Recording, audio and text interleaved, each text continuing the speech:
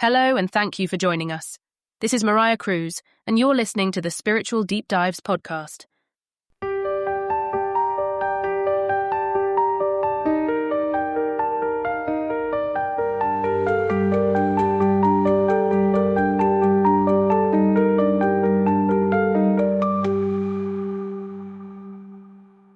For thousands of years, there were ancient spiritual truths and mystical teachings passed down only to the highest initiates walking the path back to God. It hasn't been until recent times that this secret knowledge has been available to the masses.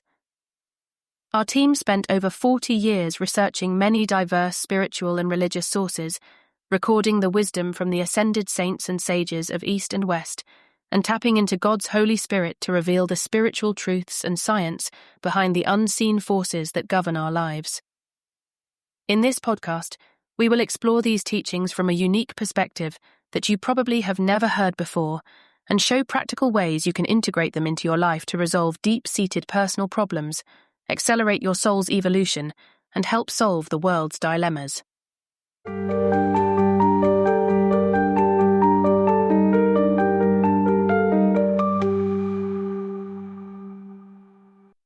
In this 4-part series of spiritual deep dives, we are going to blow the lid off of everything you thought you knew about where we go when we die, what really causes addictions, and how to stop them, the true nature of ghosts, and how these are all tied together. We will reveal what makes us vulnerable to unseen negative influences, and how to clear and permanently protect ourselves from them. All commentary is provided by Elizabeth Clare Prophet of the Summit Lighthouse. If you are not familiar with some of the terms, concepts, people, or media mentioned in this series, check out the program notes for descriptions. So, strap in and get ready for what may be some of the most interesting and thought-provoking teachings about the afterlife that you have ever heard. As the foundation for this series, Mrs. Prophet will be commenting on scenes from the popular 1990 supernatural romance movie Ghost, which starred Patrick Swayze as Sam Wheat, Demi Moore as Molly Jensen, Whoopi Goldberg as Oda Mae Brown, and Tony Goldwyn as Carl Bruner. This movie gave a very realistic picture of the death process and the discarnate that separates from the body at that point of transition. It also makes certain statements about life after death, psychics and spiritual phenomenon that Mrs. Prophet will examine in great detail from the perspective of the Ascended Masters. The importance of what will be revealed about these topics will become very clear as we move forward through this series.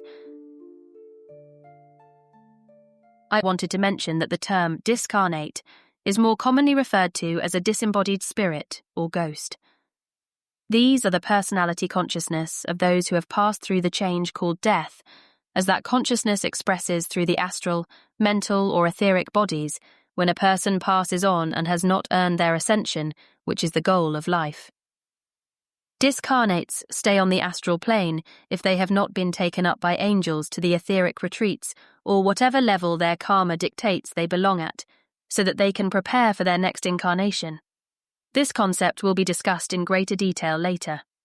Additionally, throughout this series, discarnates are called by several other names such as entities, astral entities, discarnate entities, poltergeists, spirits, evil life streams, devils, ghosts, fallen ones, demons, or mass entities. These refer to different manifestations of discarnates. Mrs. Prophet will also explain these variations throughout this series. So briefly, the movie Ghost is the story of a New York banker, Sam Wheat, who is killed by a mugger. Sam hovers around his girlfriend Molly trying to protect her and discovers that he was really murdered, which was set up by his best friend Carl Bruner. At the end of the movie, as Sam succeeds in keeping Molly safe and brings his murderers to justice, his spirit is taken up in a swirl of twinkling lights, presumably to heaven. First of all, the movie shows that after a person dies, they are bewildered and disoriented. They often stay in or near their former home, and they have difficulty moving around the astral plane. All of this is correct. It's absolutely true. So, the way Sam's death takes place is he's attacked as he walks home with Molly at night after a play. As Sam fights with the man trying to protect Molly, he's shot. We see Sam chasing after the fleeing attacker. But when he turns around to see what is happening to Molly, he realizes that his body is on the ground in Molly's arms and that she is screaming for help. Molly is shouting his name and asking him to respond, but he cannot. As Sam watches the ambulance come and take his body to the hospital, he slowly realizes that he is dead. Now there is a process when people go through the change called death, where they do not realize that they have been severed from their body, that the crystal cord has been cut, and the threefold flame burns no longer. Sometimes it takes days or weeks or extended periods of time for people to actually recognize that they have made the transition.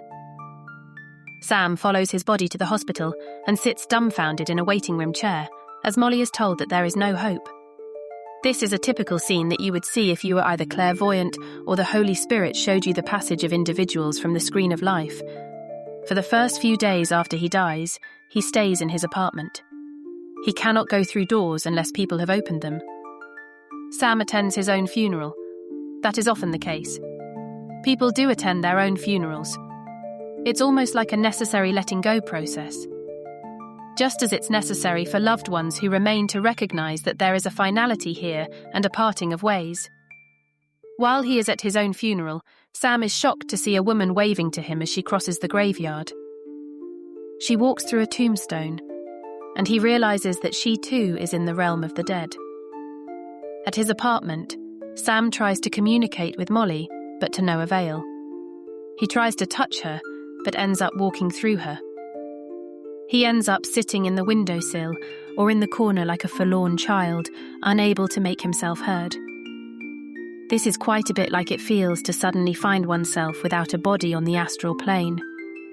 The movie made the point that after someone dies, if they have generally been a good person, they are taken to a place with white light and good spirits. But if they have been an evil person, they are taken by dark spirits.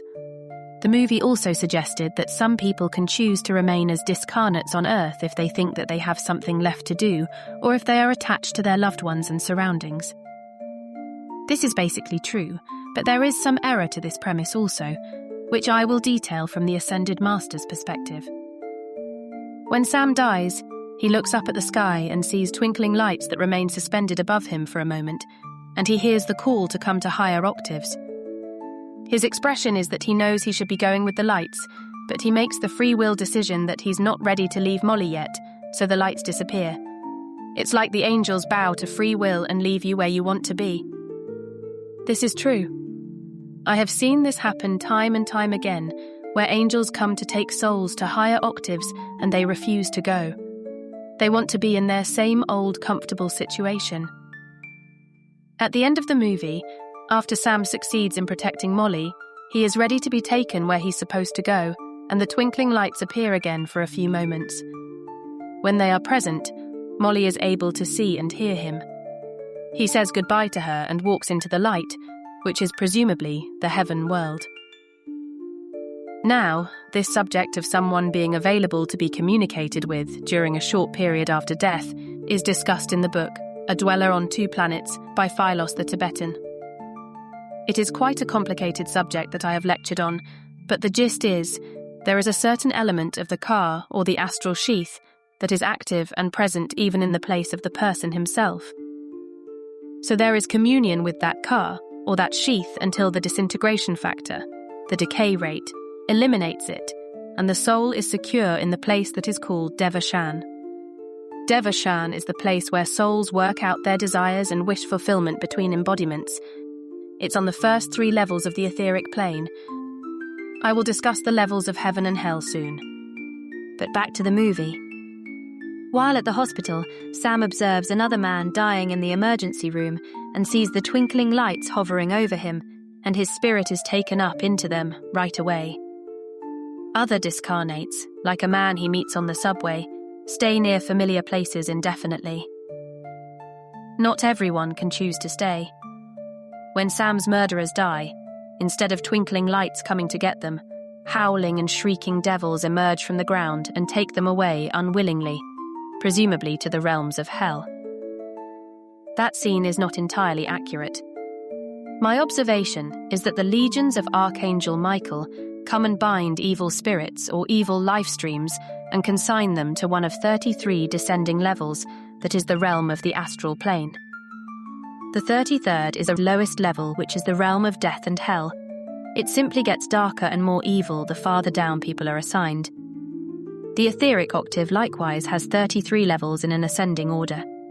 The first level of the etheric octave would be like kindergarten for souls who have done good and who deserve an opportunity to be taught the basic esoteric teachings and learn what their true relationship to God is. As they grow in understanding, they graduate to the second level and so forth. The 33rd level of the etheric octave is the point where you cross over into the world of absolute spirit as opposed to matter. The etheric octave is the heaven world, but it is still in the matter universe, although it's at the highest vibrating level. I'm not saying that there aren't howling and shrieking devils around that desire to take those whom they think belong to them and are a part of them into the underworld. But I do say that these evil spirits are bound and taken away in answer to the calls of light-bearers who know how to make the call to mighty Astrea and Archangel Michael. However, until they are taken by these legions of light, there are many fallen ones who roam around as evil spirits doing very deadly deeds after they pass on. They do things like set fires and cause deaths to happen. They are very deadly because they are operating from the level of adeptship in the black arts, and they are not about to be taken by howling and shrieking ghosts or demons. Therefore, it requires the greatest hierarchs of light for the binding of these particular black magicians. More advanced souls are taken to the etheric retreats of the Great White Brotherhood between embodiments to learn how to further develop their existing talents and to acquire new talents for future service in their next incarnation. Other advanced souls earn their ascension just like Jesus and other masters have done and are now free from the rounds of rebirth. See the program notes for more information about what the ascension is. Not all who pass on reach the etheric schoolrooms. Many get stuck in the astral plane where their energies remain entangled with other disembodied souls who carry the lowest common denominator of human vibration. Some life streams have such a heavy karma that they actually reincarnate from the astral plane.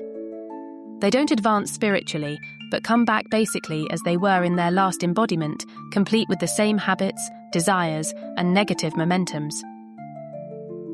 With this knowledge, I'm sure you can see how important it is to pray for those in our families who pass on, that they be cut free by Archangel Michael and mighty Astrea, and taken to the highest place possible, so they will have the greatest opportunity to advance spiritually in their evolution. Otherwise, it could be almost pointless for them to re-embody, to basically do the same negative things over and over again. But the hope of soul progress is in the Ascended Masters retreats. Some people in our organisation have been doing our meditations nightly for many years, practicing leaving the body and going to these retreats. When they pass on, their souls fly like doves to the highest octaves of the etheric plane. See the notes for more information about this meditation. The Tibetan Book of the Dead also has rituals that prepares souls to go on when their body passes away. There are prayers that are read to the dead for consecutive days, guiding the one who has left his body. You are actually preaching to him not to fall into dark vibrations.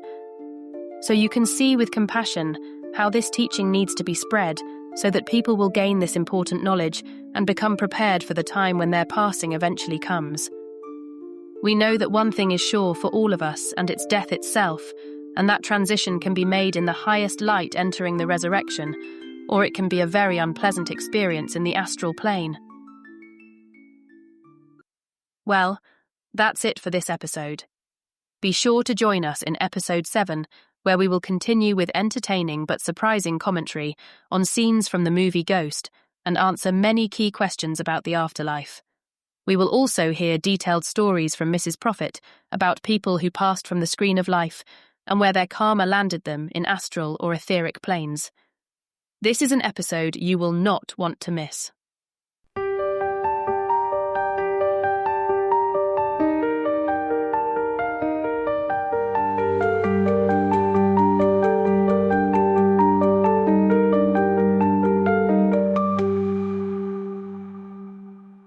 Thank you for listening to Spiritual Deep Dives. If you like this content, please like and subscribe to our podcast, and check out the links in our notes for more resources related to every concept mentioned in this episode.